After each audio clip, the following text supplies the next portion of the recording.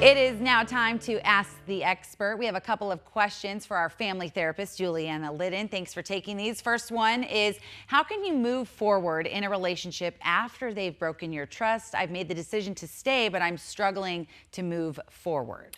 Wow. Well, I commend you for trying to stay because that's really hard. But he or she, whoever is the betrayer, has to be held accountable. So when I work, because it's one of the things I work with couples a lot on this, and it's very important that you both come in, you have to work together. There's a lot of stuff that has to be worked through. So it's not just one person who decides, I'm going to suck it up. Okay, got to be a team effort there, Yeah. and there are solutions, so don't have to call it quits necessarily. This next one, my boyfriend had a 4-year-old when I met him. The mother of his child has been very disrespectful, and she's trying to get him to cheat. This is his first real relationship, and she's brought up child support for the first time ever after telling her that they're together. So what advice do you have for this situation?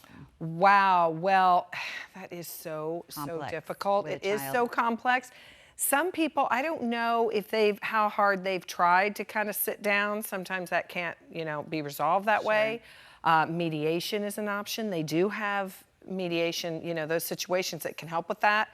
You could even go as far as counseling, but it is a tough one. People live in that triangle for a long time. I was going to say, and especially at such a young age, Yes. Sometimes it's easy to adapt to the family, but of course, a disgruntled ex, that's tough to work around. It's very tough. Okay, let's ask, Joanne from Chandler's asking, if someone from marriage 1 cheats, will they likely do it again in a second marriage? Well, the stats aren't great on that. Okay. However, that's why you have to do the work on yourself.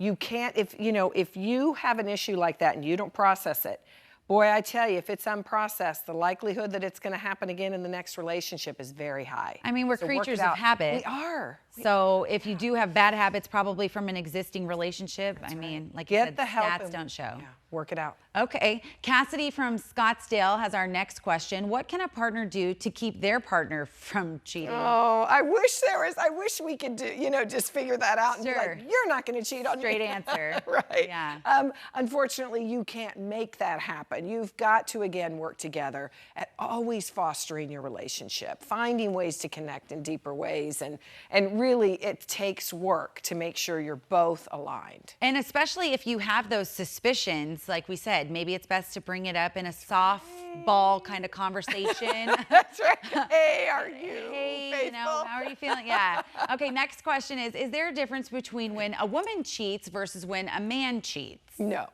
I mean, I'm just going to say no. It takes 2, right? So, you just have to, it happens all the time. And parties are equally irresponsible in making those choices. It's not worse if one over the other That's does right. it. That's right. I know that I had one personally, which was, we talk about the impact of social media so often. And is social media maybe impacting Arizona? We know we're number 7.